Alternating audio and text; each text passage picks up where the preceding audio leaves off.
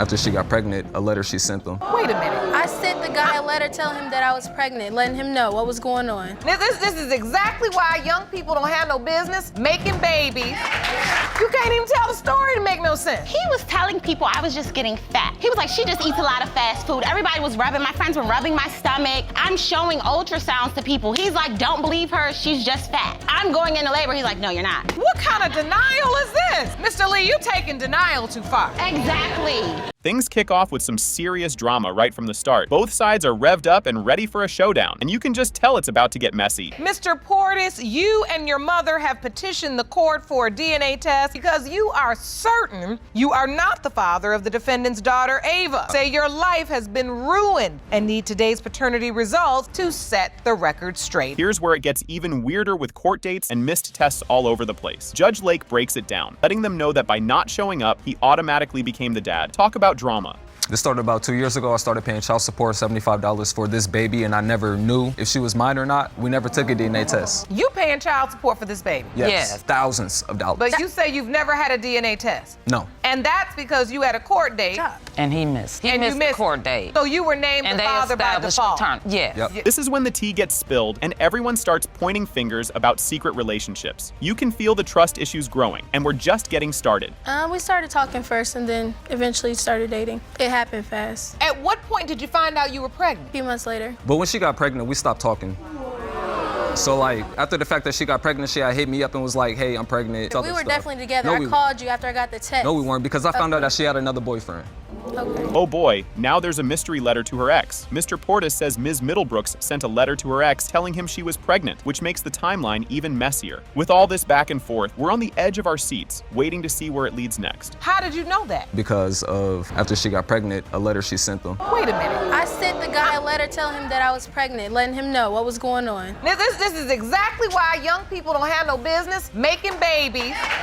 You can't even tell the story to make no sense. Things get intense as Mr. Portis talks about not being there for the birth, and there's a lot of he said, she said going on. Judge Lake tells him he has to be responsible if he's the father, and boy, you can feel the tension building. Were you at the birth, Mr. Portis? No, I was not, Your Honor. He had the opportunity to, but he wanted nothing to do with her. Did you go to doctor's appointment? No. He had nothing to do with the pregnancy. Who was She with wasn't communicating with my family at all. Every time she would talk to us, she would be disrespectful. Or any of that. She was not even That's the talking only to time my she would son. talk to us. Who was with you at the birth? My ex was. He stepped up.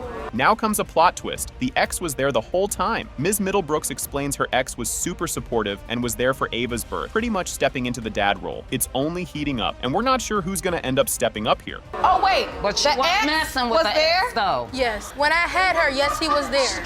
So he was away, and then by the time you had the baby, he was home. Yes. But you gave And my you son say he opportunity. stepped up. Yes. What? Son wanted nothing to do was with me holding or her the pregnancy. and all that. You do not know. You're not your son. I I'm wasn't not in your communicating business, with you. but I'm I'm communicating his with your mom. son. I'm his mom, though. You not being truthful. The family feud kicks into high gear, with both sides going back and forth. You can tell everyone's wound up, and we're all wondering if they'll be able to hold it together. Middlebrooks, Disrespectful. I realize that you may not agree with Miss Trent, but you have to understand that when you are dealing with someone who's your elder, right or wrong, just keep your mouth shut. That doesn't get her. Hold on.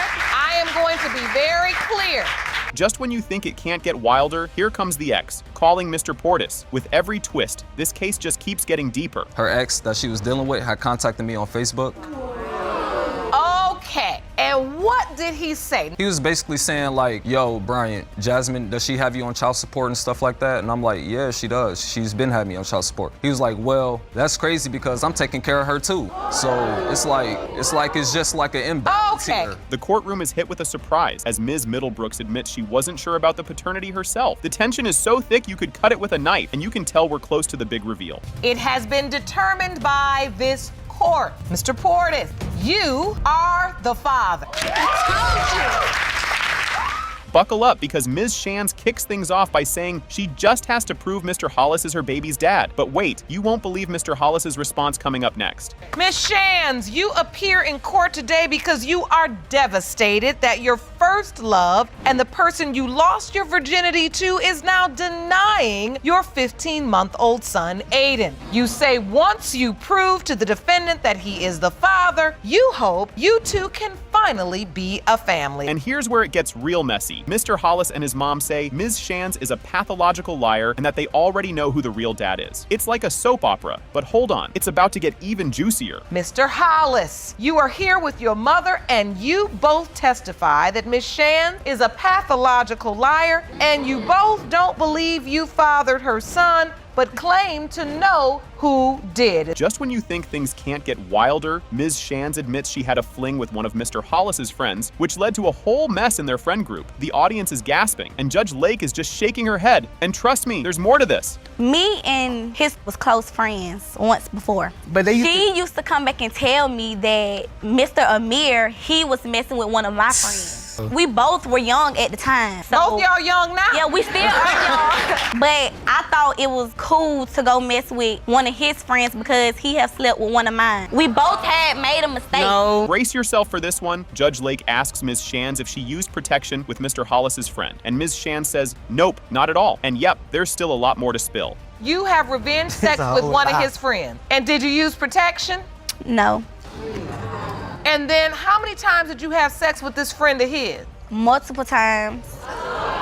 But were you also still being intimate with Mr. Hollis? We had broke up. When me and his friend had an affair, we wasn't together. We was not together at all. An affair. And then it gets even trickier as Ms. Shire's about finding out she was pregnant and how she first told Mr. Hollis's friend, not Mr. Hollis. The lack of communication just adds to the mistrust. But trust me, the surprises aren't over yet. So you find out you're 5 months pregnant. What happens? Who do you tell? Well, first I told his friend because that's the person I was going with at the time. We ended up going out. When she was going with my friend, she was still sneaking around with me anyway because I felt like he did it to me, so y'all together, I'm finna go and do what I gotta do. Yeah. Things get awkwardly dramatic here. Only Mr. Hollis's friend was at the birth, and Mr. Hollis didn't even know she was having the baby. The misunderstandings keep stacking up, but believe me, this story's got even more layers. When you give birth, who was with you? The friend was with me when Aiden was born, in the hospital, in labor. Sent my mom there because I knew there was a possibility that my son could be the dad as well. He favored my son when he was born. I wasn't never invited. Like, anything I ever found out about the baby, I found out by myself. Like, I ain't even know she was in labor. I had to find that out. And now it's gone public. Ms. Shands says she was hurt when Mr. Hollis wrote a song that accuses her of cheating, and the song went viral. As if that's not enough drama, more about their beef is about to hit the fan. Like, when I heard the song at first, especially the first song, I forgot how it started, but he put my name in it, the friend name in it, but he erased it and changed it to a whole different, and then he came out with the I And we have some of the lyrics to that song.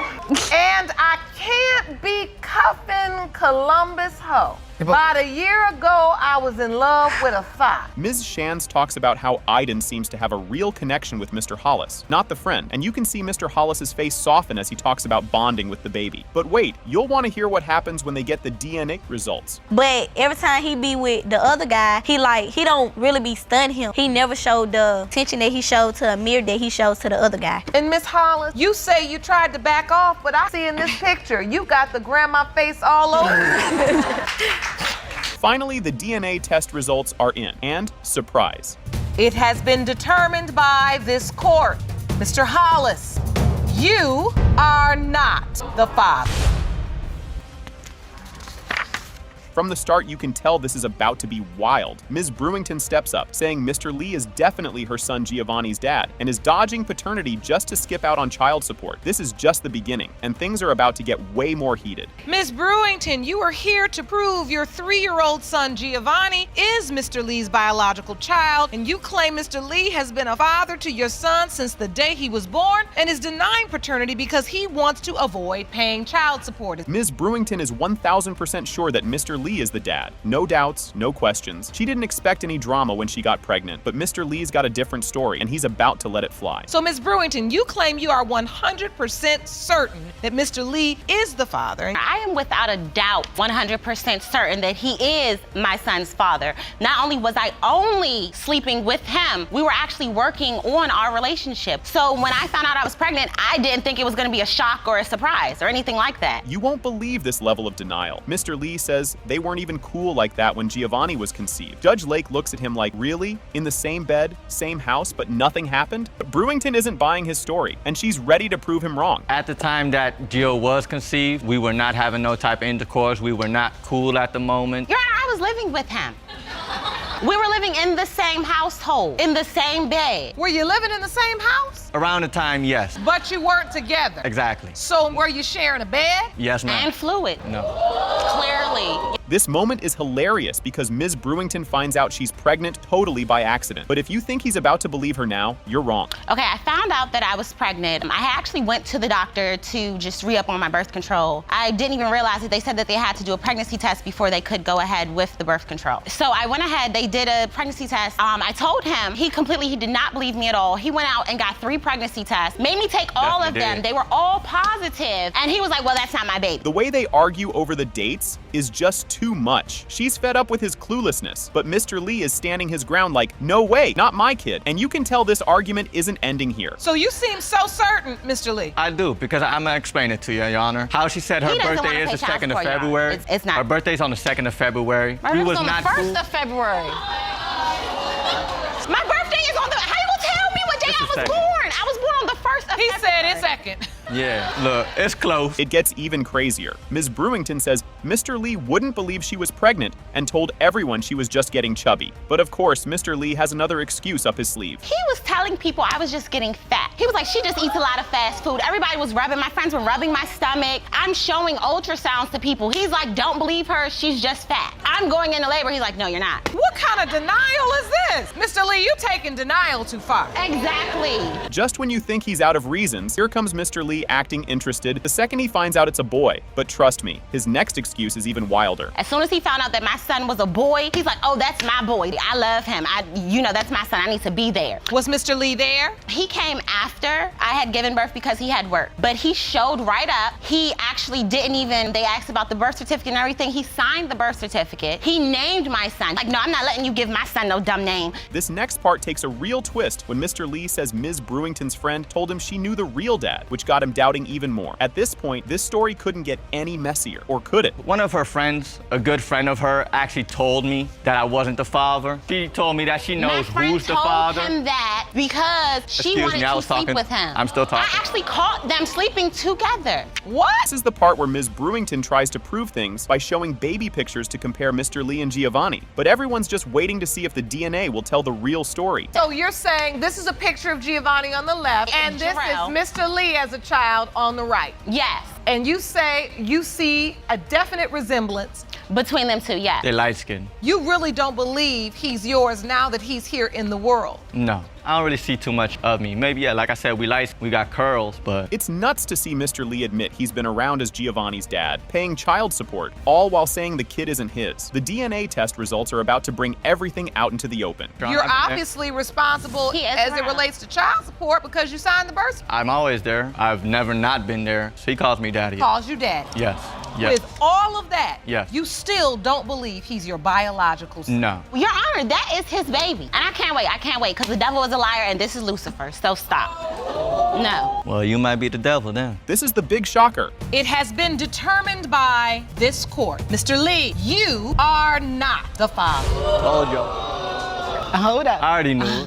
I told you. Here we go. Buckle up because this case is wild from the get-go. This intro sets up what's about to be a bumpy ride, so stay tuned. Ms. Hooker, you are here with your mother because you say the defendant's son, Mr. Abraham, fathered your 10-month-old daughter, Kanaya. You say that Ms. Baker and her family's denial of this child has caused you pain, and you are here for an apology and to prove her son is the father. Oh boy, here come the doubts, and Ms. Baker is not holding back. And trust me, things are only heating up from here. Ms. Baker, you and your daughter are here today to represent your son, Mr. Abraham, because tragically, he was killed 3 months after the birth of this child. You say that before his death, your son expressed great doubt that he was the father of Ms. Hooker's baby, and you are here to put the lies to rest. Ms. Hooker's got feelings, and she is laying them all out for the court. She also points out that her baby looks just like Keyshawn, so what's the issue? Emotions are running high, and you can bet there's more drama on the way. I'm just sad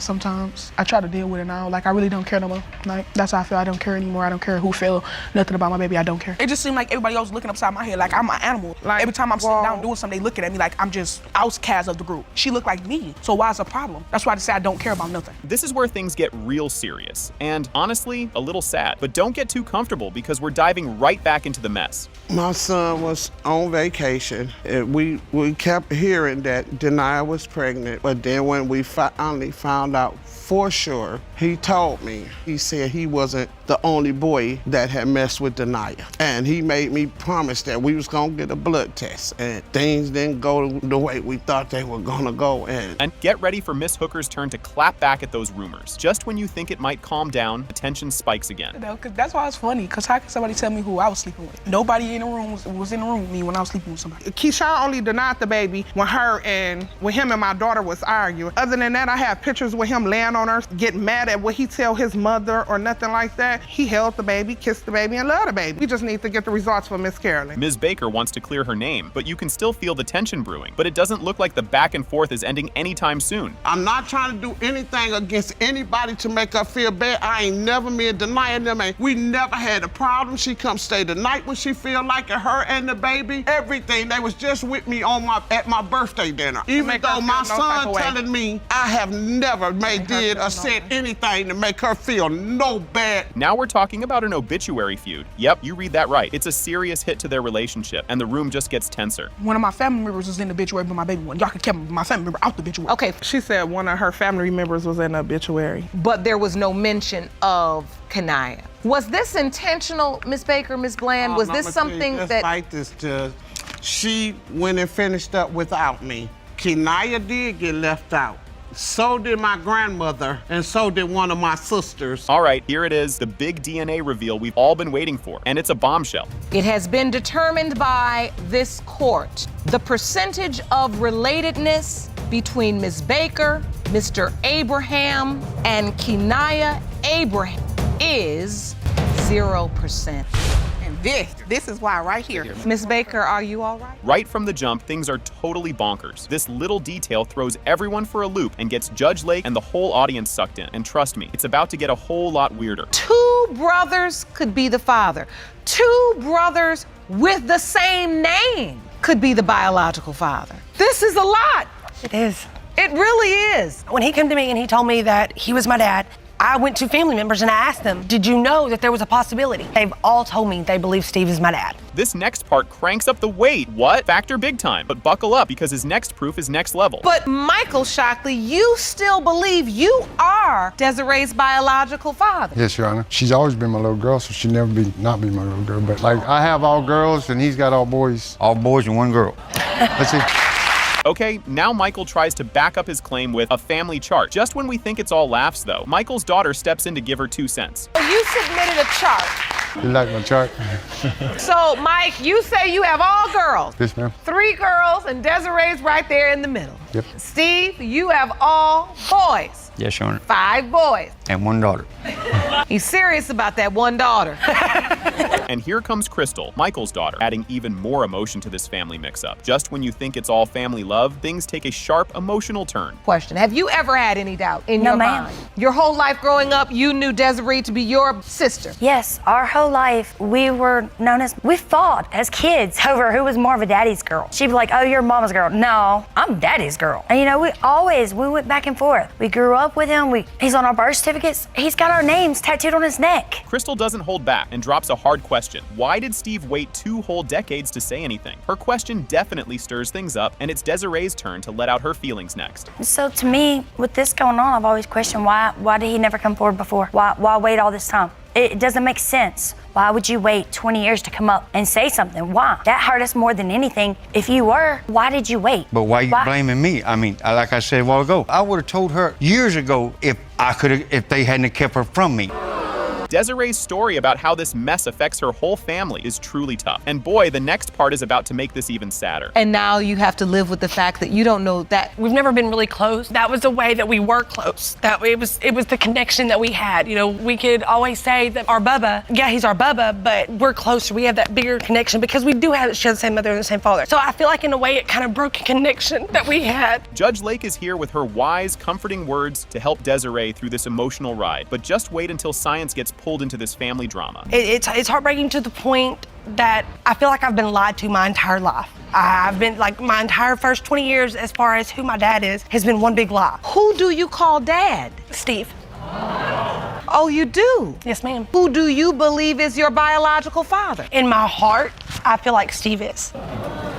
Out of nowhere, Judge Lake brings in Dr. Baird, a DNA expert, to explain the who's the dad science. Now, everyone's holding their breath as they get closer to the big reveal. Difficult thing to do genetically to sort out which of the two is the true biological father. However, what we do at DNA Diagnostic Center in order to exclude one of the two individuals. And in this particular case, that's exactly what we did. We tested almost twice the number of samples of DNA that we normally test in order to exclude absolutely one of the two individuals. Even with the stakes this high, Desiree tries to keep things hopeful by saying she wants both brothers in her life. But just as things start feeling cozy, her mom jumps in with a tearful confession. Regardless of whichever it turns out is my dad, I still want a relationship with both of them. Just one is my uncle, one is my dad.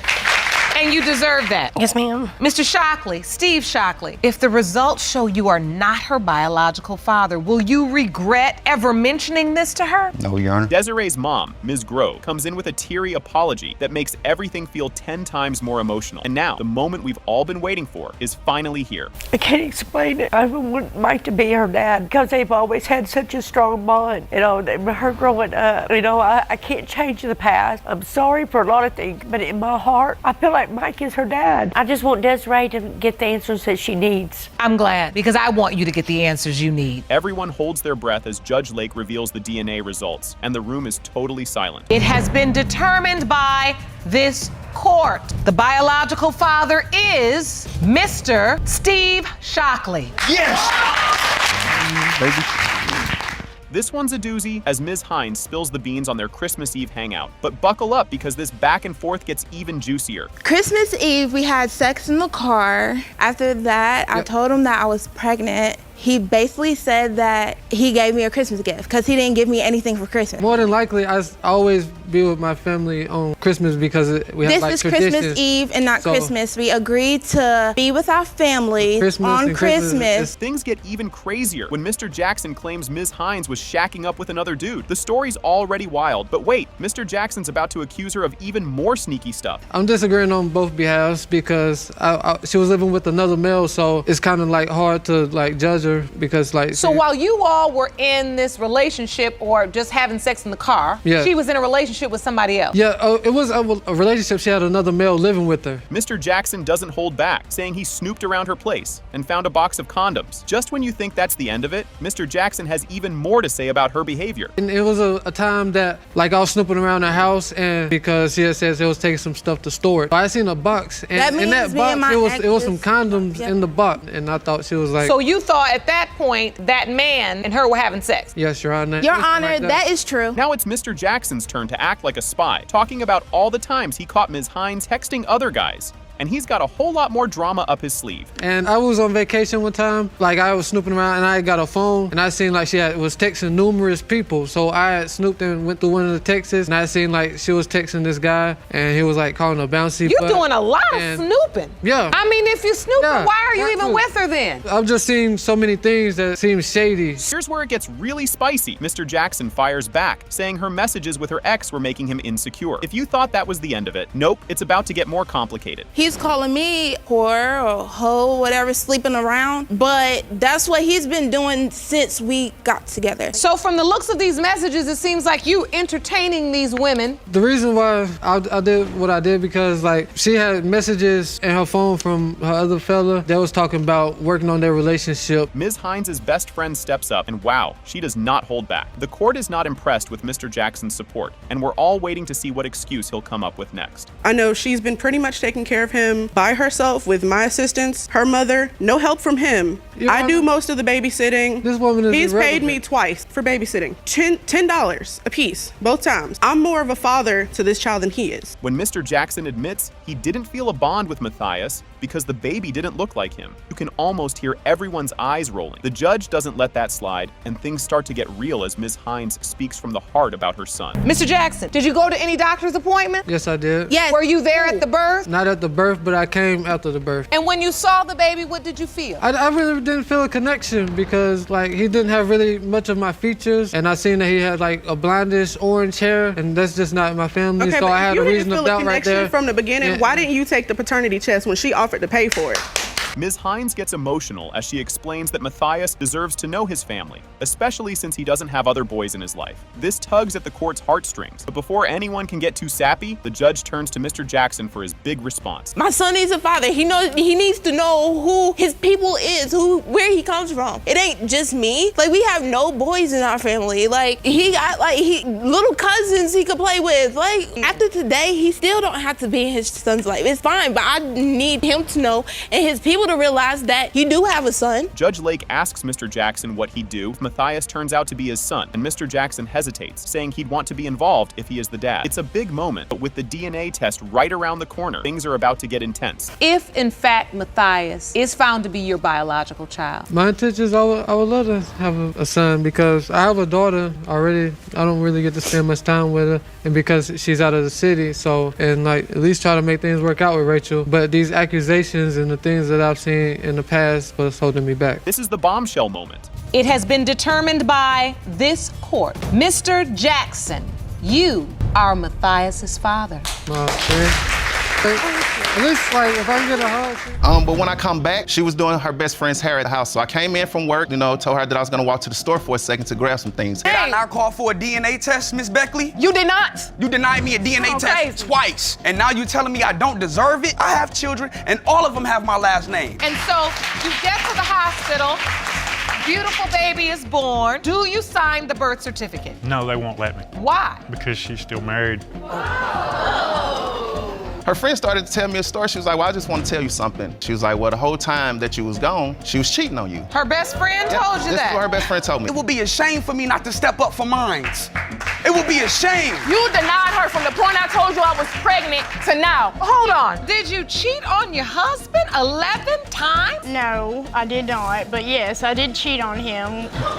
We were married when I was 16 years old. I was just a kid. Guess who's not the daddy? Or so he says. Mr. Dark totally denies being the dad of Ms. Bailey's little guy, saying it's a big nope because of their on and off flings. He calls Ms. Bailey a fibber because of her past oopsies, making it super clear he thinks her baby daddy drama is just wacky. Buckle up, because the roller coaster is just starting. Mr. Dark, you say the defendant is a promiscuous liar who broke your heart 4 years ago, stepping out on your then relationship. You admit to having a one-night stand with her 2 years ago, but are furious Ms. Bailey is now claiming you fathered her 11-month-old son, which you say is impossible. You won't believe this. When Mr. Dark gets back from a work trip, bam, Ms. Bailey's best bud spills the beans that Ms. Bailey was playing sneaky games while he was gone. This shocker flips Mr. Dark's world upside down since he thought they were tight for the past 4 years. Hold on to your socks, because there's more gossip coming up. But when I come back, she was doing her best friend's hair at the house. So I came in from work, told her that I was gonna walk to the store for a second to grab some things. Her best friend came running out of the door to like, hey, Terrence, wait up for a second, I'm gonna go to the store with you. Her friend started to tell me a story. She was like, well, I just want to tell you something. She was like, well, the whole time that you was gone, she was cheating on you. Her best friend told you This that? is what her best friend told me. Wait, what? Even after all that mess, Mr. Dark spills that they kept hanging out and doing the grown-up tango on the down low. They just couldn't cut the cord, showing their ties were all tangled up in feelings and stuff. Stick around, the tea gets even hotter. We still seen each other occasionally. Seen each other and had sex, or Yes, just seen ma'am. each other Still and was said having hello? unprotected sex sometimes, yes, ma'am. So you kept having sex until 2016. It was like early March. You have sex and you didn't use protection? No, ma'am. When was Jameer born? November 13th. You're saying the last time you were really intimate was around in March? Yes. Oh, snap! It turns out Ms. Bailey's been in this paternity pickle before with another one of her kiddos. Like, history's totally repeating itself right here with Jameer. This adds a whole layer of to their already spicy story. Don't go anywhere. anywhere. It's about to get even juicier. So one of your other children, there was a paternity question surrounding that. Yes. And you got it resolved? It was determined That he wasn't. the biological father. Do you know who your child's biological father is? That Yes. child? You do know? Yes, I do. During the window of conception, we outlined between February 17th to February 24th. No, ma'am. Both of you said no. You gotta see this to believe it. Despite his doubts, Mr. Dark admits he's been playing part-time dad to Jameer, taking him to family shindigs and everything. It shows he's got a soft spot, even with the mayhem swirling around. The twists just don't stop, folks. Jameer is 11 months old. What has been your relationship That's with why you don't the have child? your first child. Jameer's life, I've been a part of his life. I've gotten him, I've taken him with me, I've kept him. I took him to Alabama with me when I went to my granny's funeral last month. And my whole family Because said of that what? that's not your A child. So when you brought Jameer with you to your family member's funeral, your whole family said to whole you that's family. not your child. The whole family. The moment of truth arrives. It has been determined by this court. Mr. Dark, you are the father. Buckle up. Here comes Ms. Beckley, strolling into court to prove Mr. Allen is the dad of 1-year-old Ida Lay. She's really not happy. He's only seen Ida Lay once, and she's here to tell him it's time to step up. Stay tuned, because it's about to get even crazier. Ms. Beckley, you are in court today to prove Mr. Allen is the biological father of your 1-year-old daughter, Italy Beckley. You say Mr. Allen has only seen his daughter one time since she has been born, and you want him to take responsibility starting today. Guess what's next? Mr. Allen totally disagrees. He's pretty sure he's not Ida Lay's dad, and says this whole mix-up is messing with his relationship with his fiancée. Think that's wild? Just wait until you hear what's coming. Mr. Allen, you say you are more than certain you are not Italy's biological father and claim Ms. Beckley's accusations are driving a wedge between you and your fiancé. Get your tissues ready. Ms. Beckley spills her feelings big time. She's super mad and upset because Mr. Allen hasn't been around for their daughter. Tears are flying, and she's begging him to be a better dad. But hold on, the drama's just heating up. I'm very angry, very frustrated. He's been neglecting her from day one, since I got pregnant with her. I'm just sick of it, and I just want him to take responsibility of something we both made. It makes me feel angry. She's without a father, you know, and it's terrible that she has to go through that, and I'm raising her on my own. I just feel like you should be a dad to her, because you are her father. You won't believe this. They start arguing about whether their meetup was for making a baby or just because they were adversarial because they were mad at each other. Things are heating up, and not just because it's summer. Keep watching. There's more fun ahead. It wasn't baby making sex. It was angry sex. It's not about baby making sex. Sex is sex. It was Whether it's out of- baby it was making, out of love revenge, making, Your Honor. hate It was out of making, revenge. sex is sex, and she's still here as a baby. It don't matter what type of sex it was unprotected, period. She put me out the house. 4 months later, I come back on my daughter's birthday. Then a day or two later, you tell me that you're pregnant. I want a DNA test. Here comes the bombshell. Ms. Beckley whips out birth certificates to show Mr. Allen signed for their other kids, but not for Ida Lay. Ouch. Ready for the next twist? It's just around the corner. I have evidence, Your Honor. He signed Germany's and Xavier's birth certificate. Hers is not signed. So the first one is for Germany, Jacqueline, and Allen. Father's name's there. Second one, Xavier, Dantes, Tyrell, Jerome, Allen. Third one, Italy, Lisa, Alexandria, Beckley. No father listed. Hold on to your popcorn. Mr. Allen's upset because he wanted a DNA test and didn't get it. Not once, but twice. He's got doubt with a capital D, and he's not keeping quiet about it. Next part, it's a doozy. I not called for a DNA test, Miss Beckley? You did not. You denied me a DNA Oh, test crazy. twice. And now you telling me I don't deserve it? I have children, and all of them have my last name. I didn't have my biological father in my life. It would be a shame for me not to step up for mine. It would be a shame. You denied her from the point I told you I was pregnant to now. Hold on. She denied me the DNA test not once, but twice. Time for the judge to drop some wisdom. She points out all the bickering and chaos between Ms. Beckley and Mr. Allen and how it's affecting the kids. Think this is juicy? Next reveal is even juicier. Because I'm starting to understand what's going on here. This is a dance y'all do. You know this choreography. Arguing and dysfunction and yelling and back and forth. You all do this well. Your Honor, I stepped away. And Your this Honor. little girl is the one suffering because she's a year old with no father. And here's the big moment. Drum roll, please. The DNA results are in, and guess what? It has been determined by this court. Mr. Allen, you are the father. Told you. You too, fiance. Stepmama. guess what's cooking in court today? We kick off with the case name Brown Ramirez versus Wayne, announced by the court clerk. Ms. Brown Ramirez jumps in saying she wants to fix up her 10-year relationship with Mr. Wayne because of some baby drama. She's here with big hopes and even bigger problems. Ms. Brown Ramirez, you are here in court today because you say you're hoping to save your 10-year relationship with the defendant, Mr. Wayne. You state you have 3 children with him, but confess that your 9-month-old daughter may not be his biological child. Oh boy, things are heating up. Ms. Brown Ramirez drops a bomb. She might have a baby that isn't Mr. Wayne's. Cue the audience gasp. Mr. Wayne isn't having any of it. He's all about leaving if the baby isn't his. The stakes are as high as a circus tent. You won't believe what's up next. Mr. Wayne, you argue that Ms. Brown Ramirez has lied and deceived you throughout your relationship. Yes, you Your Honor. warn, if the results reveal you are not the father, you will walk away and never look back. Yes, Your Honor. Now, this is where it gets super spicy. Ms. Brown Ramirez admits she's been fibbing about her exes, and Mr. Wayne accuses her of being a professional fibber since day one. They get into a squabble about who's been naughty and nice, and the audience is eating it up, clapping and gasping like they're at a magic show, especially. Grab your popcorn. It's about to get even wilder. Well, Your Honor, every other day is a constant battle of whether or not I'm cheating, I'm lying. I'm here because, we have 3 kids, and I'm woman enough to be here and say that there's a possibility that my 9-month-old daughter is not Mr. Wayne's. When I asked her about how many people she'd been But with 10 before years, me, Your Honor, he knew this fact, and, I didn't force him to stay in this relationship. He decided to stay. Ready for a curveball? The spotlight turns to Mr. Wayne, doubting he's the daddy of 2 kids, starting with the baby. Ms. Brown Ramirez shares the deets about their rocky times and a mystery man, which makes Mr. Wayne even more jittery about being the pop. The past comes back to haunt them like a ghost in a closet. Just when you thought it couldn't get more bonkers, here it comes. Not even 5 minutes after I had her, he took her out of my arms and just, they had a bond. You know what I mean? It was like they're inseparable at this point in time. For him to constantly say that, oh, if she not mine, you chose to stay. that's when I Nobody started forced to have you. I more told you doubts plenty of of her times being you mine. could go. because And why? The baby don't look like me. I'm real dark. She real light. I also have evidence mother right is here to light. prove. Here comes the big moment. No fooling. It has been determined by this court that you are her father. Thank you.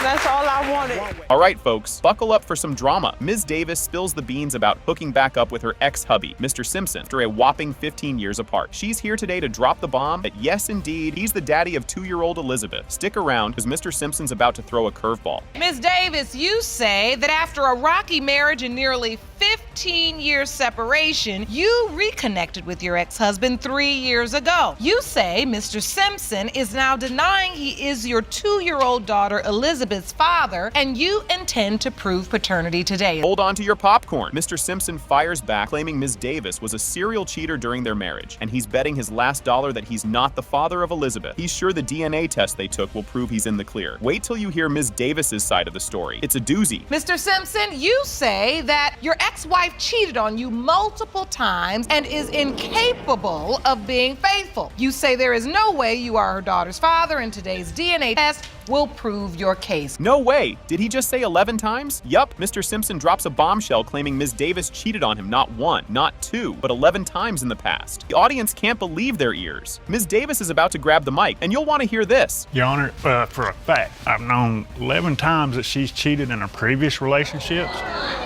11 times? Yes, ma'am. And that's just What we happened? counted. We were married 15 years ago. She tells me after I get off work to stay in the house. She got somebody that come and visit her. Okay, I stay in the house. Somebody pulls in my driveway. Yikes. Talk about a tough spot. Ms. Davis admits she wasn't exactly the faithful type back in the day, but insists she's been upfront about all her past flings. She hopes to clear the air today. Don't go anywhere. Mr. Simpson's about to recount a juicy story from their past. Did you cheat on your husband 11 times? No, I did not. But yes, I did cheat on him. We were married when I was 16 years old. I was just a kid. But every time I cheated, I was honest with him. So I never lied to him. Oh, so you cheated and told the truth. And told the truth about it, yes. Get ready for a wild ride. Mr. Simpson recalls a not-so-sweet memory of finding Ms. Davis making out with someone in their driveway. Yup, right in front of their house. Talk about awkward. What happens next might just make your jaw drop. Your Honor, I'm at work and she's home packing up her clothes. As soon as I come in, she's leaving with another man. What made made you take your wife back after she cheated on you 11 times. Did you feel like she had changed? Yes, she had kids with other guys after we separated. You felt like motherhood had matured her. Yes, as it would any woman. Oh boy, things are getting sticky. Mr. Simpson talks about how tricky it was getting back together, what with all the trust issues and bedroom problems. He's puzzled by Ms. Davis taking loads of pregnancy tests when things weren't exactly operational. You'll crack up at what's coming up next. But it's true, you did reconnect. Yes, ma'am. And you all started to have a sexual relationship again. The first week we were together, Your Honor, I just came out of a relationship. I have my own kids. I've got custody of all my kids because of all the stress that I was going through. All right, but yeah. Oh, you said that very respectfully. The first month we're together, she's taking a pregnancy test every week, once, twice a week. Guess what? Ms. Davis explains she was just chatting with a friend in the car outside for hours because, well, Mr. Simpson gets a tad too jealous. She's just talking, folks, nothing fishy. But the plot thickens. Keep watching. The next part is hilarious. Why you gotta be in the car? Because he's too jealous. I mean, let's be honest. You cheated 11 times before, or maybe not 11, but you admitted you cheated. Now you're sitting out in front of the house with another man having conversations for 2 to 3 hours. He's gonna think something's going on either way. Tearjerker alert. They show a cute pic of little Elizabeth, and both parents are getting all misty-eyed. Mr. Simpson loves her to bits, but is still not sure if she's his. The paternity drama is about to hit the roof, so don't touch that dial. And so you get to the hospital, beautiful baby is born. Do you sign the birth certificate? No, they won't let me. Why? Because she's still married.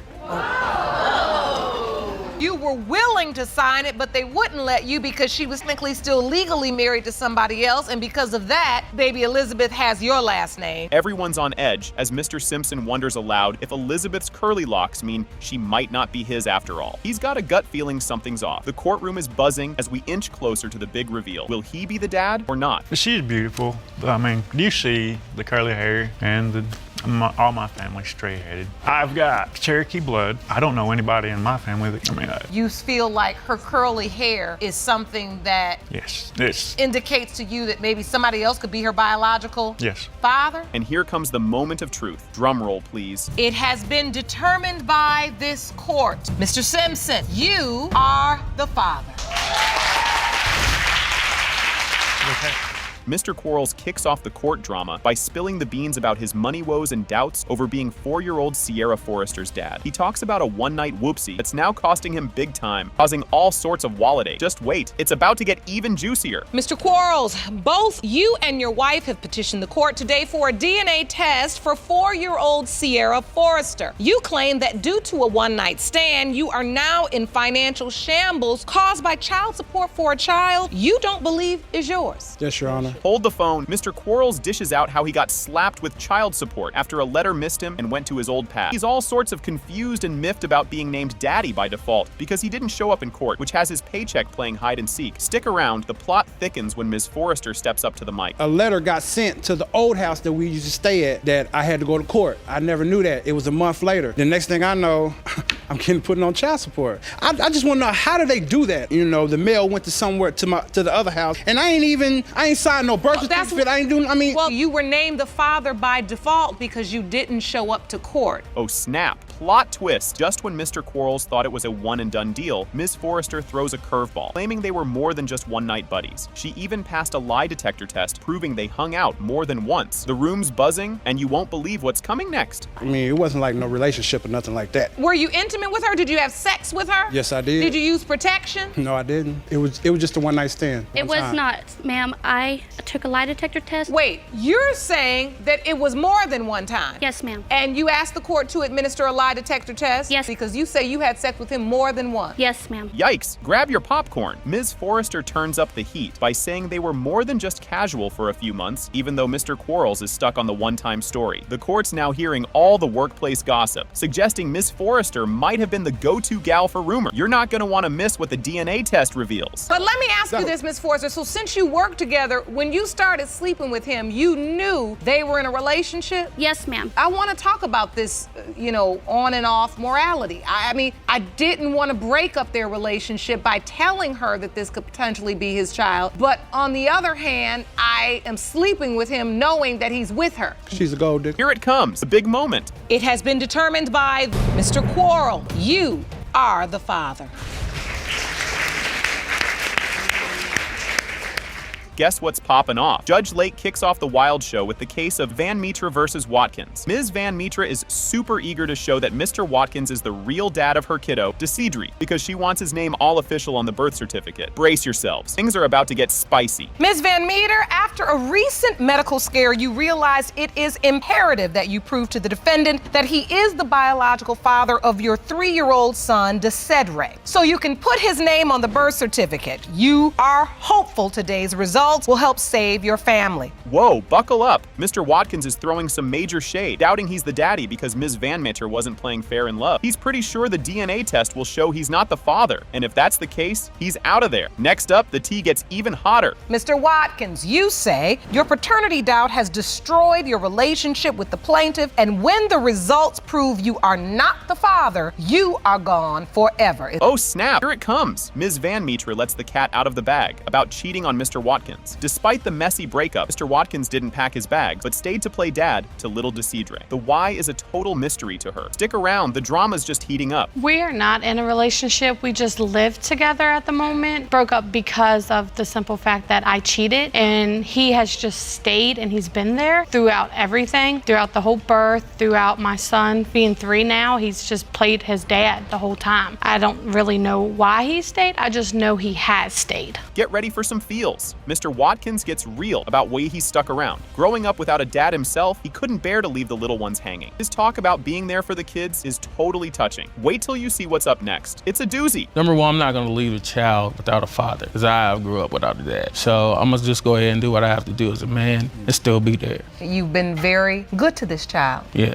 Despite your doubt, because it means something to you. Right. Also, I play father to her other child that doesn't have a father in her life. So I'm taking care of the whole crew. And I understand that and I respect that. You won't believe this. Mr. Watkins catches Ms. Van Metre texting some mystery dude and deleting messages. Super sketchy, right? But then bam, he's caught red-handed making whoopee in a car. Oh man. The plot thickens. Keep watching, because it's about to get even crazier. How did you find out she was cheating? I saw her on the couch texting, but I could clearly see what she's doing. She's texting and deleting messages. And she's like, oh, I was just talking to my friend. Would you deleting messages? So I left just to cool down, because I don't like sticking around arguing about nothing. When her family picked me up, told me that they saw her outside in the car doing what she was doing with the dude. Pretty much she was having sex in the back of the car. Hold the phone. This is juice. Under the heat of Judge Lake's questions, Ms. Van Metre admits to hooking up with the texting dude right outside her house with her family nearby. This bombshell locks in Mr. Watkins' doubts about being the daddy. You gotta see what's next. It's a real jaw dropper. Ms. Van Metre, are you in the car with the guy you were texting? Yeah, but it was because he was leaving and I was telling him bye at first. So he came on to me and it just ended up happening. It's not like it was intentional. So you admit that? Yes. So you had sex in front of the house in a car? Yes. Whoa, grab some tissues. Ms. Van Metre spills her guts, confessing she really wants Mr. Watkins to be the dad and for them to fix their rocky romance. She's all in her feels, hoping the DNA test will mend their fractured fairy tale. The emotional roller coaster is far from over, folks. So the truth is, you do want your relationship to work. Yes, I do. And you do want him to be the father of your child, not just in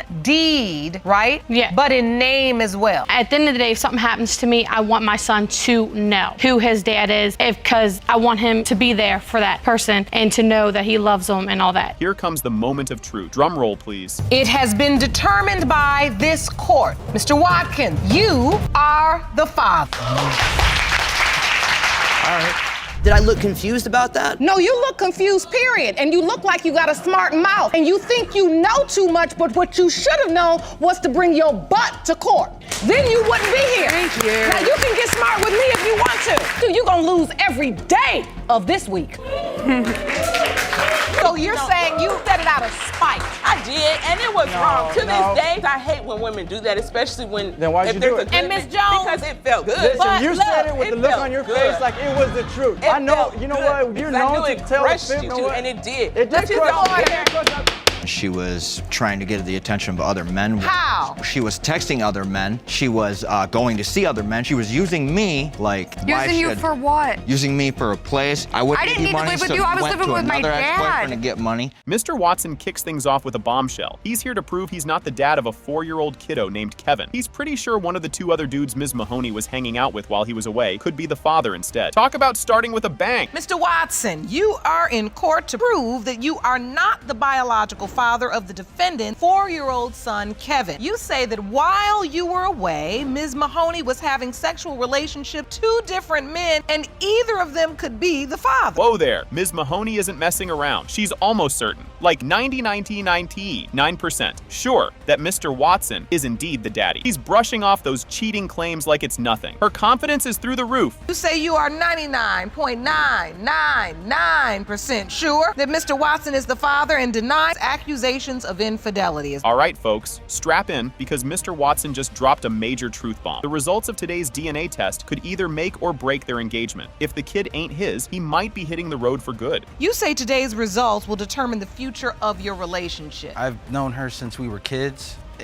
We need to get these results because, you know, we are engaged and I would like to marry her, and I really hope this is my son. And you say the relationship's on the line, meaning if the results don't turn out the way you would like, the relationship, the marriage, everything? It's out the window, Your Honor. It's over with. Really? Pay attention here, because things take a serious turn. Ms. Mahoney talks about how all this daddy drama is really messing with little Kevin's head. He feels rejected, and it's breaking her heart. Sad stuff, really. And Kevin's 4, so he understands this rejection. Yeah, it takes him really hard.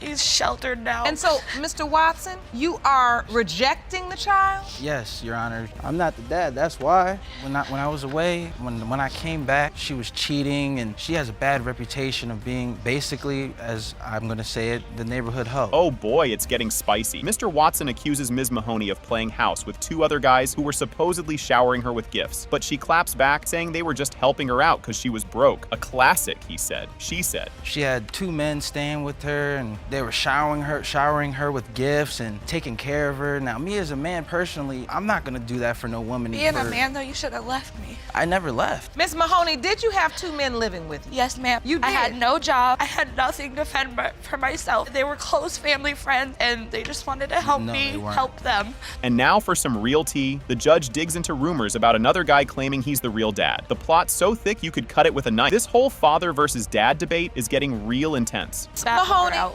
why would a guy say to you? I believe he probably does love me, but I don't love him, and I needed help, and all he wanted was a room, and that's all. But why would he say you were having sex with him if you weren't? Because he knows that if he were to tell him that he's gonna walk out and he's gonna leave me, and that's what happened, and I don't want that, and I don't want anybody else but Kevin. Just when you think it couldn't get any wilder, Mr. Watson admits to a little something with another woman, just so happens to be a key witness. Talk about stirring the pot. Did you have sex with this friend, Mr. Don't Watson? lie. No, Your Honor, no, I did not. Not sex. What did she do? Be honest, because this is our chance to clear our water and make our family either complete or separate. I did not have sexual relations with that woman in any kind.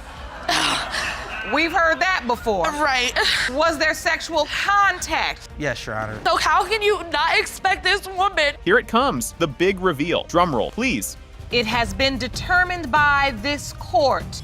Mr. Watson, you are the father. See?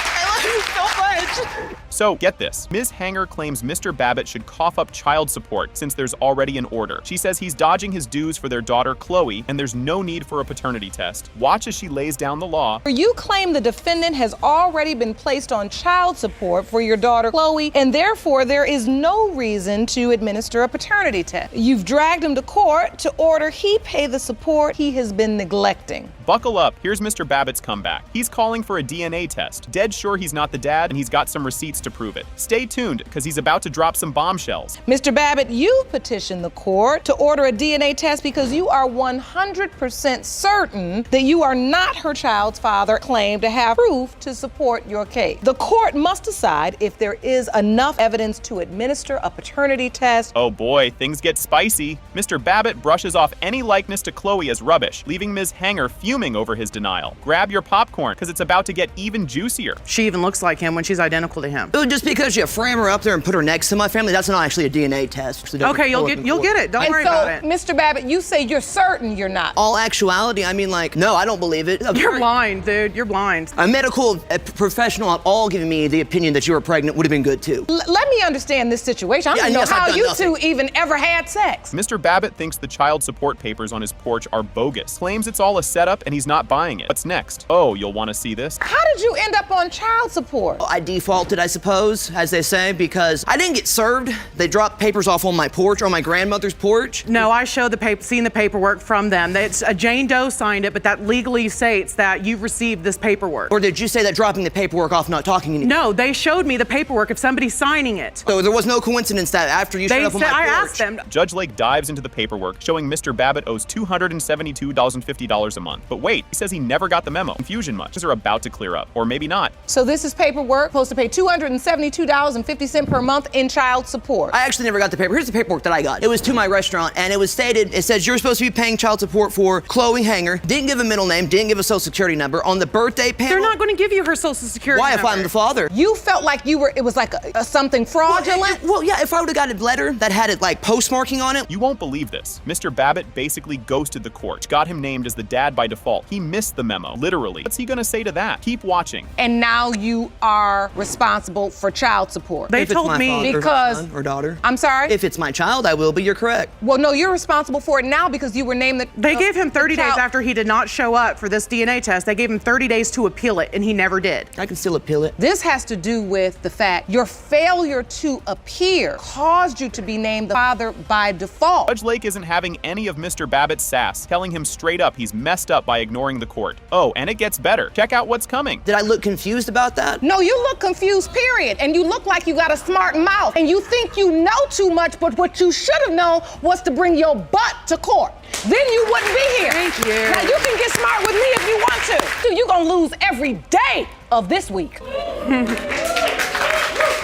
I'll give you a minute to get yourself together, because you're not gonna clown. Ms. Hanger reminisces about their less dramatic days. Video games, music, and oops, a baby. It was all chill until it very much wasn't. Wonder what Mr. Babbitt has to say about those good old days. How did this relationship begin? Was it committed? Were you also sleeping with other people? I met him through my room. He'd hung out a couple of times, played video games, listened to music, all that stuff, and then everything went on from there. So the bottom line is you two were intimate at some point. Yes. Did you use protection? No, never. All right. And then there's the roommate drama. Mr. Babbitt thinks Ms. Hanger was also playing house with their roommate. Drama alert. What will the lie detector say? So I had not slept with anybody else prior to him for a year with my ex-boyfriend. Well, you were sneaking out in the middle of the night doing something. I was not sneaking out anywhere. The only time I'd get out of bed is to go to the bathroom. Yes, and you wouldn't come back for an hour. And then she would climb out of the bed and not come back for an hour? I mean, sometimes 30 or 40 minutes, but it's a long... No. And that's when you thought she was also with the roommate. Mr. Babbitt throws another curveball. He doubts Ms. Hanger was ever pregnant after a nurse couldn't find a heartbeat. Oh, the suspense. What will the ultrasound reveal? Stay tuned for the next chapter of As the Heartbeat Tries to be Detected. I went to the doctor's appointment with her to get the ultrasound done. We're sitting there, they're doing this ultrasound, and the nurse is sitting there, okay, we're gonna find that heartbeat.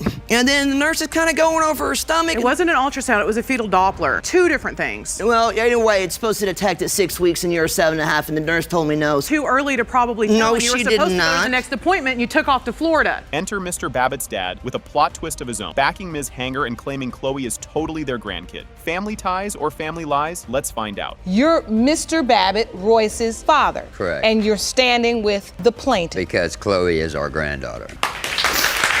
He'll take in anybody's kid. And I've got a You picture do here. believe that? That's evidence. Yes, I truly believe that. And you brought evidence. It's my baby picture with Chloe. This is a picture of my baby picture. Of your baby picture on the Correct. left And and Chloe. Chloe's baby picture on the right. Oh snap, the lie detector test just threw in a wrench, showing Ms. Hanger might have been more than just roomies with the roommate. But don't jump to conclusions, there's more to this saga. This lie detector test was issued. Did you have sexual intercourse with your roommate after March 2013? You said no. The lie detector indicated deception.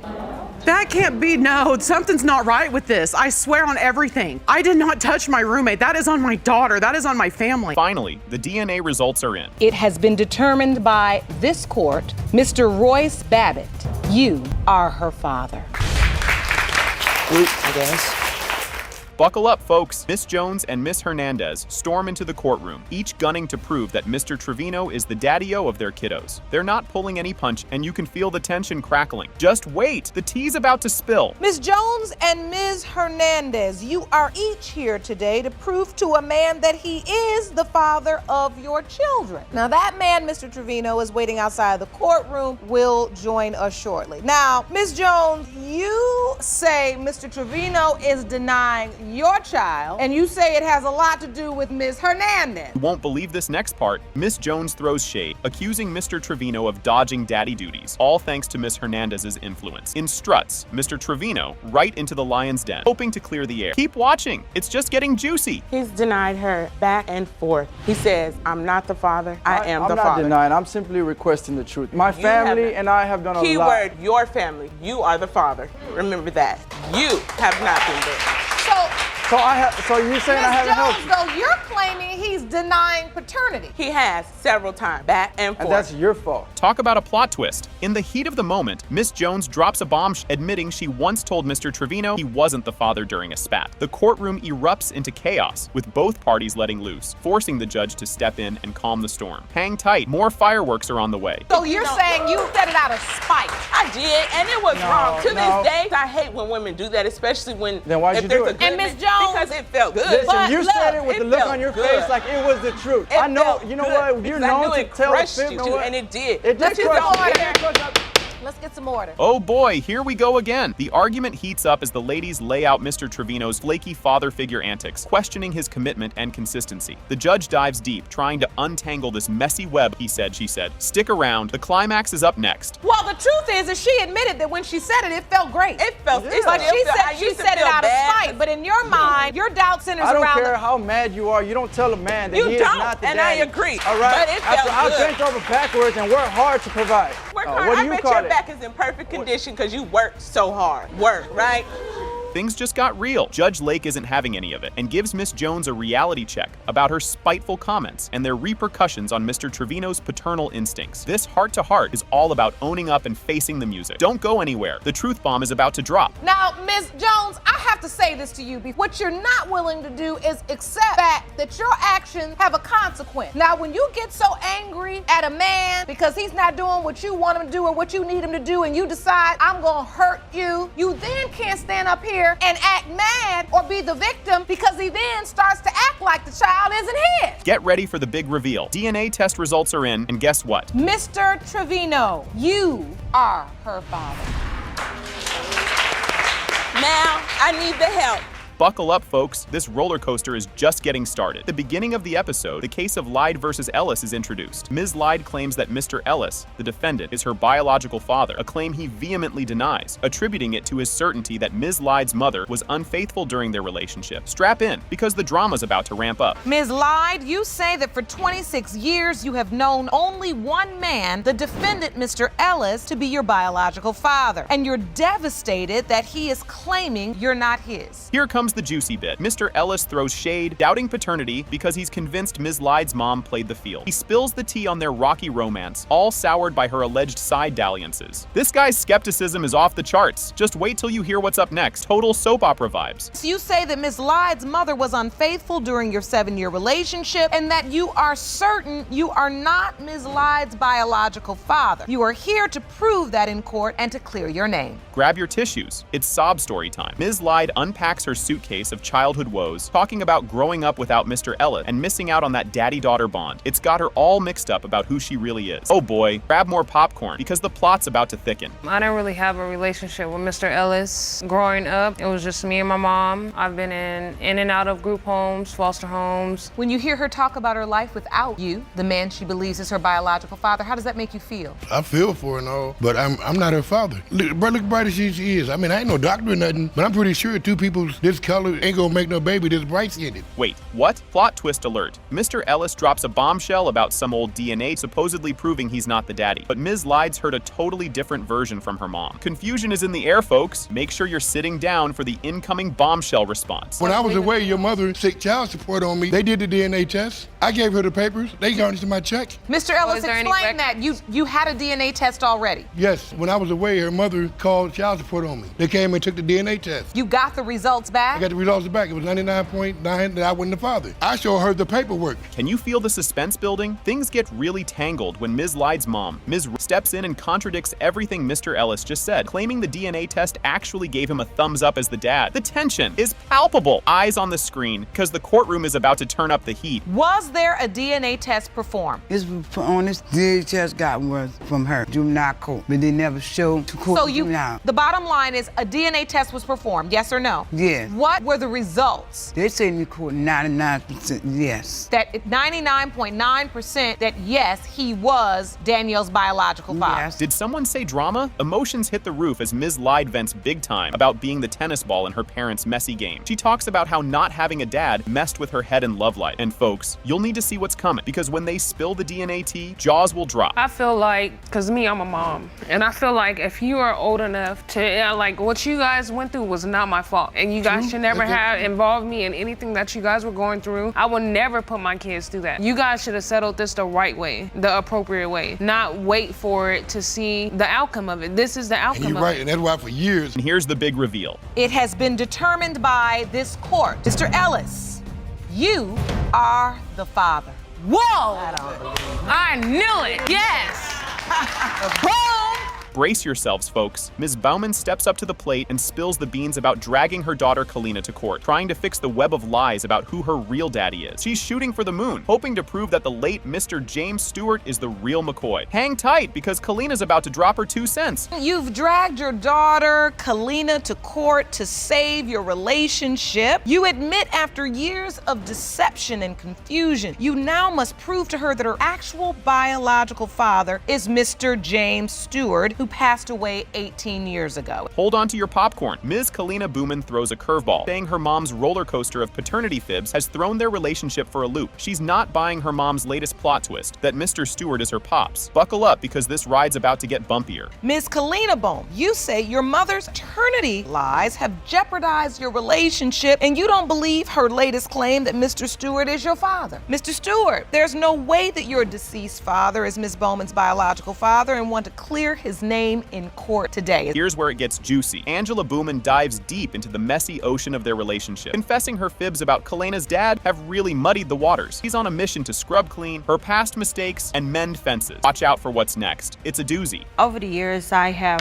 lied to my daughter. For the past 4 years, it's become very hard on our relationship. I used to be real close to her. Now it feels like literally tore it completely apart. I need to prove to her that her father is James Stewart. When I first met Mr. Stewart, I met him at a company that I worked with, and we started working, became friends and everything, real close. We became sexual. It got to where I found out there was somebody else. Can you feel the tension? Kalina lays it all out, talking about how tricky it is to vibe with her mom because of all the secrets and lies about who her dad really is. She's spinning in circles, trying to figure out what's what. The saga continues, and you'll want to see what's thrown into the mix next. It's been hard because the simple fact I don't know when she's lying or telling the truth anymore when it comes to my And life. so she told you another man was your biological father. Yes, Your Honor. So when did you find out that he was not? I found out during the summer going into high school that he was not my father. Grab your tissues. Kalina reminisces about the bombshell day she found out Mr. Watson wasn't her biological dad. Fact she uncovered by sneaking a peek at the paternity test results. Talk about a plot twist that could break your heart. Stay tuned. The truth unfolds even more in just a bit. And I was confused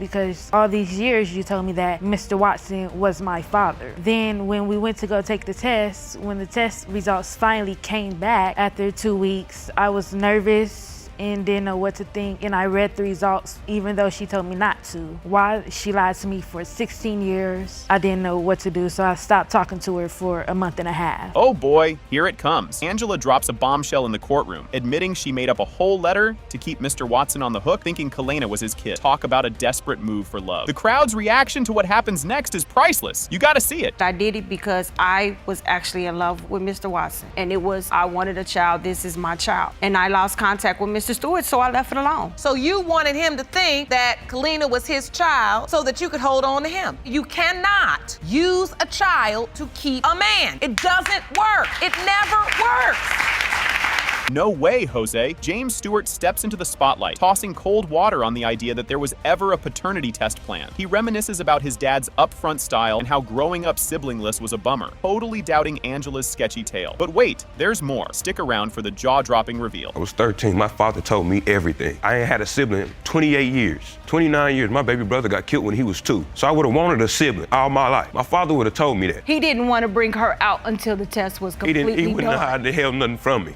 My father told me everything. That's why I can't believe it, because there's so many women that done did this, said that their kids was mine, and I had to grow up without a sibling. That hurts. Oh boy, here we go. The case of Chirpis versus McQueen kicks off with some serious accusations flying around. Ms. Chirpis claims Mr. McQueen ditched their 9-month-old daughter Aria and bailed out of. She's pretty convinced the DNA test will slap him with a big old dad label and force him to stop dodging his daddy duties. Let's see how he wiggles out of this one. Ms. Chirpis, you claim you and your grandmother have been given no choice but to drag the defendant into court today because you say he moved away and abandoned your 9-month-old daughter, Aria. You believe the DNA results will prove that he is her biological father, and you demand he stops running from his responsibilities. Wait for it. Mr. McQueen fires back. He claims Ms. Chirp's wandering eye for other dudes is why he hit the road. He's betting all his chips on the DNA test, showing that baby Aria's real pops is some other guy. Grab your popcorn, because this is just heating up. Mr. McQueen, you claim that Ms. Chirpis' relationships with multiple other men is what drove you away, and you believe that today's results prove baby Aria's father is another man. Get the tissues ready, folks. Ms. Chirpis lays it all out, telling us how Mr. McQueen's fatherly contributions have been, let's be honest, pretty pathetic. Like one measly box of diapers pathetic. She's all kinds of upset, thinking back to better days when he promised her the moon. Strap in, it's about to get bumpier. He has bought her 1 box of diapers, like 2 things of wipes. So she's 8 months old, 9 months old, pretty much nothing. And I can see that that really hurts you. You very angry about that? Like he had promised. And how was that? Definitely not like this. I had moved out to go live with him, and we had actually planned on having her. Everything went downhill from there. Here comes Mr. McQueen's side of the story. He admits, sure, he's brought over some diapers and wipes a couple of times. Basically, the bare minimum. Despite questioning Aria's paternity, he insists he's tried to step up in his own way. Next up, we dive deeper into the soap opera that is their relationship. Have you done anything for this baby besides just these diapers? The first day I met her, brought her diapers. Third time she let me see Aria, I also brought her diapers and wipes. The last time that I was trying to see her before I did leave the state of Michigan, I dropped off clothes and boxes of diapers and 3 packs of wipes to her grandmother. And the plot thickens. We get a sneak peek into their rocky relationship, complete with cheating and trust issues. Mr. McQueen confesses to playing away, but suggests Ms. Chirpis might have been playing the field too. Oh boy, let's see how she handles that accusation. I have doubts because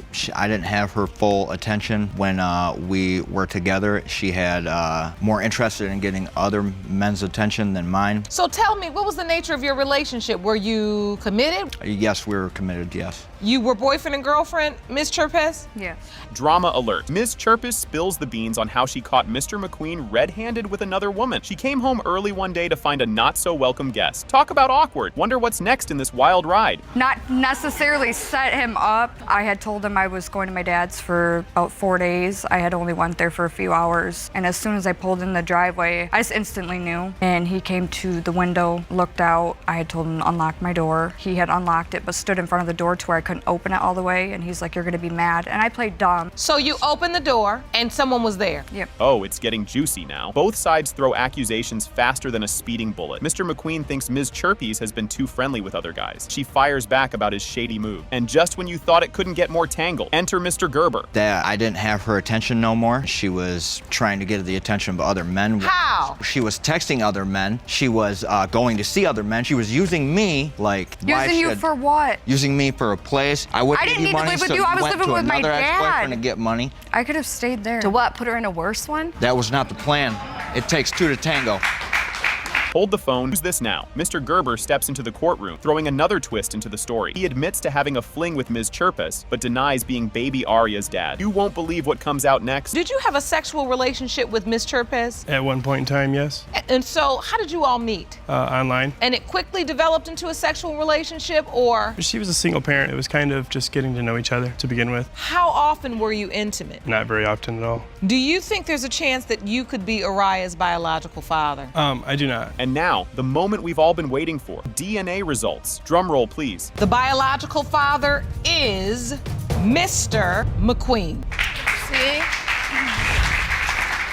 My son, they had one car that he bought. So she would have a car for her and these children. He was able to buy that car because he claimed me and my child on his tax. This week or two, we had sex like 4 or 5 times a day. So you had it in your mind that if I get my wife pregnant, she'll stop stripping. Kind of like how she just said, I'm gonna strip and I'm gonna do whatever I want because that's what I'm gonna do. I said, oh really? Okay, I'll give you a 9-month break on me. I mean, so. Things kicked off wild, and it only got crazier from there. She's certain his denial is all because of his girlfriend's influence. This sounds simple, but trust me, it's anything but. Ms. Caples, you say you are 100% certain that the defendant is your 15-month-old son, Jason's biological father, and today he's going to put his name on the dotted line right in front of his girlfriend. The relationship status was about as confusing as it could get. You'd think things would be easy after that, but wait till you hear what's next. What was the nature of this relationship?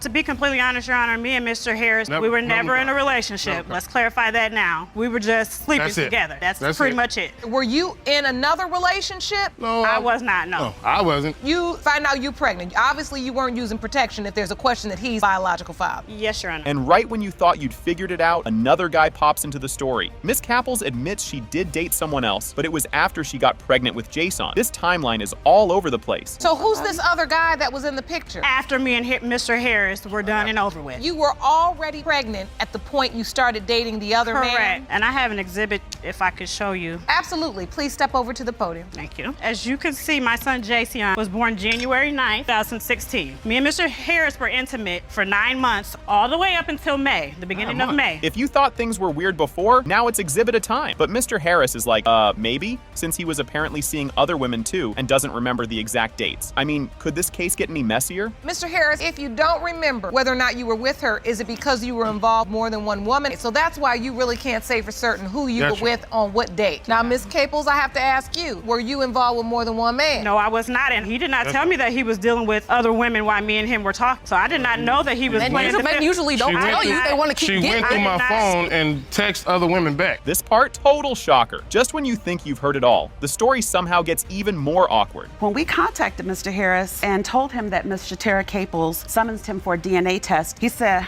I don't know who you're talking about. I said, Muffin? That is correct. I'm pretty sure I told him my name. Would you remember Shantira or would you remember Muffin? Would I go by around town? If you having sex for that many months with the same person without using any protection, you gotta at least know their name. Just when it seems like it can't get worse, we learn Mr. Harris wasn't there when Jason was born. You'd think things couldn't get more uncomfortable, but oh, they do. Did he get to come to the delivery room? He didn't have a ride, Your Honor. He didn't have a ride? Have a ride No, to the hospital. I was at the work when she delivered the baby. The next morning I came up there and I looked at him, he didn't look like me at all. No, he does and not. I had my doubt. I had been had my doubts, but like I say, everybody around town says that she goes around saying it's another guy's baby. Did you sign the birth certificate? No, I did not. Because you did not want to, or you were not even asked? And here's where the cringe hits max level, as if things weren't heated enough already. Hold on, what is this about the hospital room, Ms. Caples? She was undergoing surgery, getting ready to have my tubes tied. That is my job. Your Honor, as a woman, I would not want to be in a room with a woman that's having my boyfriend's baby. Okay, so you were the patient. You work at the hospital, right? Yes, ma'am. And then that was where they told you your station or where you were supposed to be? You were assigned to that? Today, we got our stuff to do. Yes, ma'am. Things got intense as Mr. Harris admits he wasn't so sure Jason was his son, thanks to rumors and Miss Caples' comments. Now, everyone's on edge to see if he's the dad or not. Have I heard all your doubts, Mr. Harris? A lot of people around town telling me it's not mine. Let's say that's her words. People are telling you if he's not yours. Then she even says he's not yours. Keep pushing me away while I'm trying to be there for the child. But you don't think it's he's kind yours, of like he's not. So why would I keep? That's why I don't want to include you. That's the reason for that. You don't think he's yours. All right, that's what we're here to solve today. Right. That's exactly why this courtroom exists. The moment finally arrived and the tension was through the roof. Judge Lake reads the DNA results. Mr. Harris is not Jason's father, but Judge Lake isn't done with them just yet. She's got some parting wisdom. It has been determined by this court. Mr. Harris, you are not the father. Thank you. This case kicks off with a wild claim. Ms. Bailey, along with her daughter, is suing Mr. Parker, her daughter's estranged husband, for a cool $3,691.50 in childcare costs. And believe me, it only gets crazier. It starts getting juicy. Ms. Bailey says Mr. Parker ditched her daughter when she was 16 weeks pregnant, leaving her to fend for herself without any help. And trust me, the accusations only get weird, certificate, which he says proves she's hiding something. And just when you think you've heard it all, Mr. Parker's mom steps in. Are you two still married? Yes, ma'am. Yes, Your Honor. The show's about to be seriously tested. My son, they had one car that he bought. So she would have a car for her and these children. This whole thing kicks off with Ms. Richardson coming in strong, saying she and Mr. Smith were all in, trying to have a baby on purpose. Buckle up, folks. This one's gonna be a ride. Ms. Richardson, you say you were in an exclusive relationship with Mr. Smith and even tried to have a baby together. But after you conceived your daughter, Kalani, Mr. Smith started denying your baby. Yes, Your Honor. You intend to prove he is the father today. Okay, things get even crazier as Ms. Richardson says Mr. Smith actually begged her to have a baby with him because he thought he might not live long. This wild story is just getting started, and believe it or not, it's about to get even wilder. Around the time we were together for about 8 months, he had told me he was in a situation where he didn't know if he were going to live a long time, so he had said he wanted a child with me. Me being young and dumb and I was actually in love with him, I agreed on it. We were together. I had left Job Corps, which he was still in. I left on the 28th. On the 31st, I had sent for him to come in town for the weekends. Judge Lake has zero chill and jumps in right away to give Ms. Richardson some real talk. You just know the judge is about to drop even more truth bombs. You cannot have babies by everybody you feel like you fall in love with. I can see we about 3 minutes in, and I can see that you decided you had fallen in love with him. And from there on, everything you heard come out his mouth, because he stood right here and the second thing out of his mouth was, I really wasn't trying to be with her that long, but if we wanted to have a baby and she wanted to do it, okay. Everything is so nonchalant. Things go from sweet to awkward real fast. Ms. Richardson says she told Mr. Smith she was pregnant, and he was way too quiet on the phone. He kind of mumbled that he wanted to see the pregnancy test, but had doubts from day one, even though he says he was excited. Mr. Smith explains his mixed feelings, while Ms. Richardson says there was no way she cheated. Drama alert. What was his reaction? He was quiet on the phone and he had asked to see the pregnancy test. And so, Mr. Smith, when you got this news that she was pregnant, was it the news you wanted to hear? Were you excited about having a baby? I actually was excited. At what point do you feel doubtful then? I was doubtful at the first. You were? Yes, I was. And now, Mr. Smith's twin sister, Brianna, steps in to pour some fuel on the fire. Things just got real messy. She would say stuff that would make him feel even more like Kalani's not his daughter. I would hear voicemails. I would see messages. And what did these voicemails say? She was upset at him. She just was saying how Kalani was sitting. She was with another dude and she was smiling and she was happy about the person, basically insinuating. Yeah. Looked just like her. Oh, here's a twist. Enter Mr. Brock, the Godfather, who's here to set things straight, or at least try to. But don't worry, it's about to get even more awkward. What is your relationship exactly with Ms. Richardson? I'm gonna keep it real with you. I would die for Brianna, and I'll take my last breath for that little girl up on the screen right there. And that's my goddaughter. And it's just because I've built that relationship with him that quick. We've told each other things that I have told nobody else. Oh God, this is so exhausting. So, you all are all just kids. Exactly. And everything is so intense. Next up, Ms. Bagley, the twins' mom, is here with her own roller coaster of emotions, saying she really wants Kalani to be her granddaughter. And if you think that's heartfelt, just wait until the DNA bombshell drops. Do you believe Kalani is your granddaughter? Yes, I do. They always did have problems, but I stayed neutral, you know, because I didn't want to get in between not seeing her because I'm on my son's side, but he was holding the baby and kissing on her. I'm like, I don't even know this guy. Do my son know this guy? If you're a godfather, why we don't know you? Judge Lake calls for everyone to focus on Kalani, saying, all right, enough of this drama, let's get real. The room is silent as they prepare for the DNA results, and you can feel the tension. You all have all been through a lot, and because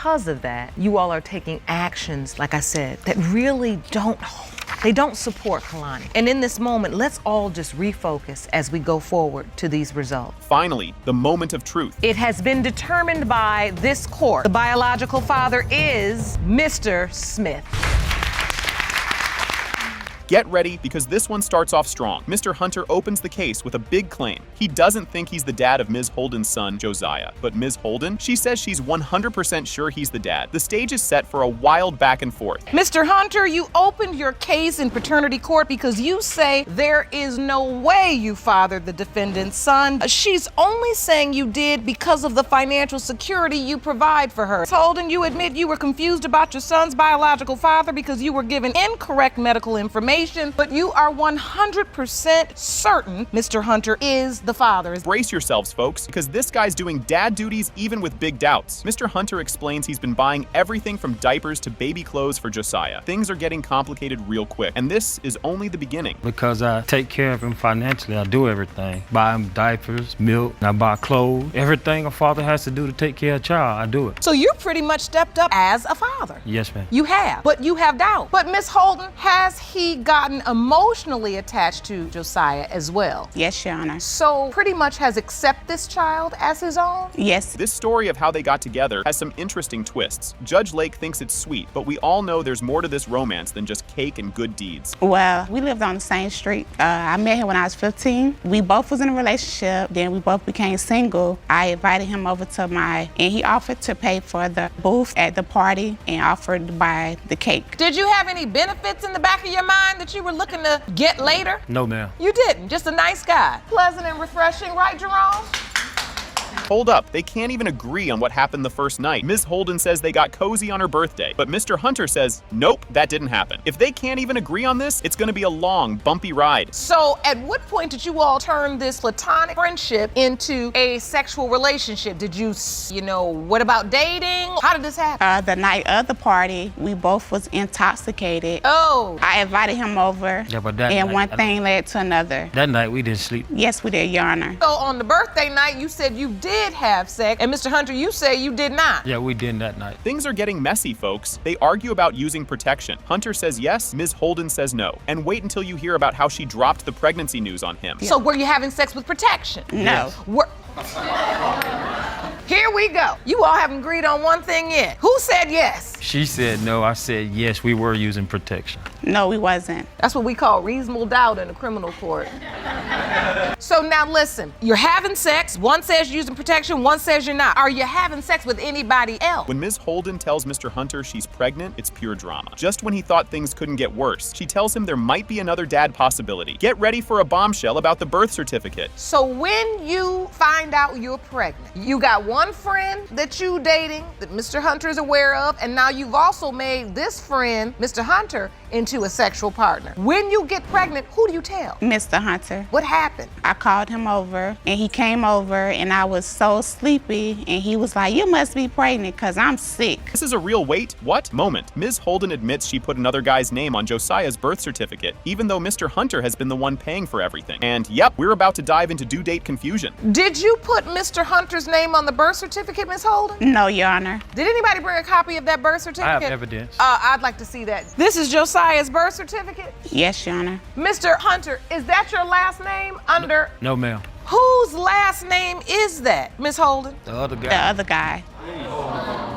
Oh, you think this story makes sense? Think again. It's like a math puzzle gone wrong, and the suspense just keeps climbing. In November the 15th, this is when I slept with Mr. Hunter. I went to the doctor. My first due date they gave me was August 2nd. I went back to the doctor, and they gave me August 9th, and I slept with the other man on the 18th of November. When you had the original due date, for you counted back. Yes, that Mr. Hunter was the father. Grab a tissue, folks, because this part's kind of sweet. Mr. Hunter shares that he's grown attached to Josiah, who's just started calling him Dada. What he says next makes everyone's heart break a little more. You know, Mr. Hunter, I can see this really bothers you. I mean, it bothers me because I'm starting to get attached.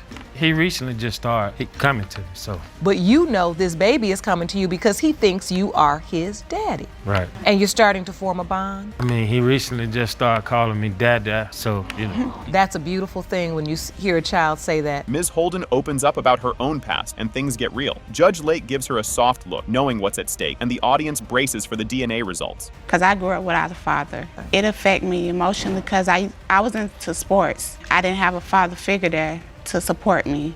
And now I have a little boy that might be a football. He need a father there to support him. And your fear is Mr. Hunter will leave or not be as present in this child's life if it's not his biological child? Yes, Your Honor. Talk about a jaw dropper. It has been determined by this court. Mr. Hunter, you are not the father. Guys, oh boy, you're not gonna believe what you're about to see here. She's hoping to save their family by proving he's the dad, while Mr. Cottle says if he isn't, he wants his name off the birth certificate ASAP. And trust me, this is just the warm-up. Mr. Cottle, you say you're not a doctor, but when a woman is having sex with more than one man at the same time, the odds are against you. And once the results reveal you aren't the father, you want your name off the birth certificate. Just when you think it can't get crazier, Ms. Wolf talks about her ex, Lucas, cheating on her with her friend. So she took it as her sign to get back at him. Trust me, things are only heating up. We met on a dating site and I moved in with him about a week after meeting him. 2 weeks in a relationship, I invited my friend to come hang out with me. While I was sleeping, I woke up and I went to the bedroom door. The door was locked, so I kept pounding on the door for them to open it, and I saw my friend's underwear on the floor. So right then and there, I knew that they had sex, and then I asked them, was like, yeah, we did have sex, I'm sorry. Just when you think there can't be more people involved, here comes Mr. Chittum, Ms. Wolf's ex-boyfriend, who's ready to tell his side of this tangled story. If you think it's a lot now, wait till you see what's next. You were in a relationship with Miss Wolf first. That is correct, Your Honor. And you started a sexual relationship? Yes, Your Honor. And then she said she invited her friend to come, and you and the friend slept together. That is correct. So now how do you find out that Miss Wolf was then intimate with your friend, Mr. Cottle? One of my friends texted me. What did she say? She was pretty much denying it all. The judge pulls out some Facebook photos that make the whole thing even wilder. And yep, things just keep getting weirder from here. Is the court uncovered a couple of Facebook photos. Now this is you, Ms. Wolf, kissing Mr. Chittum. Yes. And on the bottom of that screen, which you can't see, you were a Dallas Cowboy fan. Yes, Your Honor. Then we uncovered this photo. This is you and Mr. Cottle in pretty much the exact same pose, but a different team, because this one says Seattle Seahawks. All right, so here's where things get real. Ms. Wolf tries to deny it, but the polygraph says otherwise, making Mr. Cottle wonder what else he might be missing. Just wait though, there's more to come. Mr. Chittum, you met with a certified polygraph expert and you were asked the following question. Did you have sexual intercourse with Ms. Wolf during her pregnancy with Zane? You said yes. The lie detector determined you were being truthful. Yes, that is truthful. Only up till I was pregnant and you knew that. Things take a cringe-worthy turn when Judge Lake reads some pretty spicy messages Ms. Wolf sent Mr. Chittum. Spoiler alert, it's about to get even messier. So this message was from approximately 3 weeks ago. Are you joking me? He does nothing for you? God, he got me so angry. Come blank me. It doesn't say talk, but it says come blank me. He answers why, and you answer I need blank. This next part has everyone in the courtroom's jaws dropping. Trust me, this story is one for the books, and there's still more to go. So, Ms. Wolf, why are you so convinced Mr. Chittum is not Zane's biological father? I have evidence. Oh, you haven't. This conception calculator indicates you were ovulating between the 22nd and the 27th? Yes, Your Honor. And you tracked this. I mean, it is possible for a woman. I planned it, yes. Oh, you tracked it and you planned it? Yes, because at the time I loved Lucas and I knew he couldn't have kids and I wanted us to have a family. It's time for the DNA reveal, and no one's breathing in this courtroom. Judge Lake opens the envelope, and guess what? It has been determined by this court. The biological father is Mr. Cottle. You are the biological father. Oh, buckle up, because this case is wild from the start. He's here asking for a paternity test to figure things out, but hold on to your popcorn. It's about to get even juicier. Mr. Threlkeld, you state that while you were out of the country serving in the military, your wife paraded around town with other men, and she has admitted to cheating multiple times. You claim you are not sure if you are the father of her third child, 18-month-old Liliana, and have asked the court for a paternity test. This story is so crazy it sounds made up. But here we go. While he was in Afghanistan, Mr. Threlkeld got a super random tip that his wife was stripping. And trust me, the courtroom isn't ready for what Mrs. Threlkeld has to say next. Actually, ma'am, I was overseas in Afghanistan. A soldier of mine came up to me and tapped me on the boot, said, hey, I need to go outside. We need to talk right now. Me and him got into some words, so I thought we were going to, settle it. Well, it turns out his wife and my wife were friends, and she had found out that she was actually stripping as we spoke. At the time, the internet lounge got on Facebook and asked her, hey, is it true you're doing what I told you I didn't want you doing at all? Wait till you hear this. She says she wasn't doing anything wrong and only started exotic dancing because her husband wasn't bringing in enough cash. Her reasons don't really make it better, and you just know things are about to get even messier. First of all, we were done. He hacked my Facebook. He invaded my privacy. He looked into my stuff, into my messages. So that's how we found out. What did he find? There were messages, but Actually, ma'am, see, she's gonna, that's already a lie. I got on there, and on the inbox, I see, oh, baby, I can't wait to see you later on tonight. I had a great time with you. I went together. It's been amazing. These are the messages yes, ma'am. Seeing. And here's the part where they totally disagree on whether they were done or not. Just wait, because what he says next is about to make everything way more complicated. You thought your marriage was over? Up as it may be. yes. Because you all had an argument about you stripping and you hung up. We hung up and we said it was done because I wanted to do what I want to do. Ma'am. You wanted to do what you wanted to do. Exactly. And why is it that you wanted to Because strip? we got married too young. Well, I needed to She because wanted to be a hooker in training, will so you she'd just start let me stripping? talk? Well, No. Just when you think it can't get sadder, we find out about Mr. Threlkeld's heartbreaking return. His frustration only grows, and things are far from over as they head to the next explosive moment. When the day I was supposed to come back home from overseas, we were told before we even got on the plane that the news was going to be there. I get there and not my father, my mother, my wife, like I said, we'll quote that, weren't even there. They call everybody's names up, everybody's clapping and cheering. They come to my name and it's just dead quiet. No one was there. So as everybody's getting ready to go home, I'm sitting there with my bags. I didn't even have a phone yet, so I couldn't even call her. I'm sitting there under a street light, army bag on one side and a suitcase on the other. Now this part is straight out of a soap opera. He decides to call up the guy his wife's been chatting with, but it's not exactly the convincing response he was hoping for, and things just keep heating up with the next argument. Because I saw the guy, she hadn't fully admitted that she's been seeing this guy, so I snatched the phone from her and I started going through it. There was a number that she'd called like 13 times, so I called him right back. And he answers the phone, hey, I said, who is this? Are you the one that's... And now her defense, she starts laughing, saying, I knew he was just going to say that. He's just saying that to make you mad. And it was ridiculous. I mean, that was just the only defense. So when he calls the guy on the phone, you deny.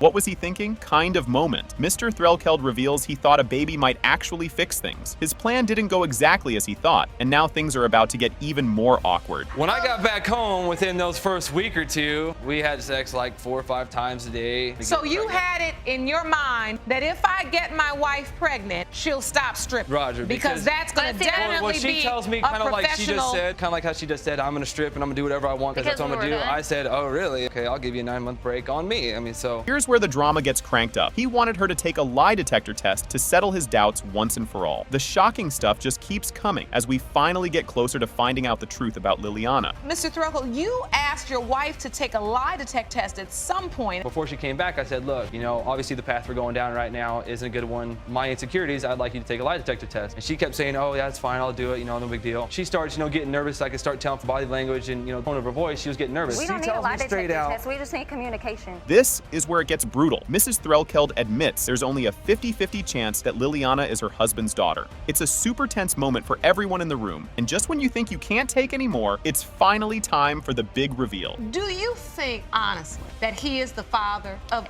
Liliana? It could be 50-50 chance, honestly. Anybody got a quarter?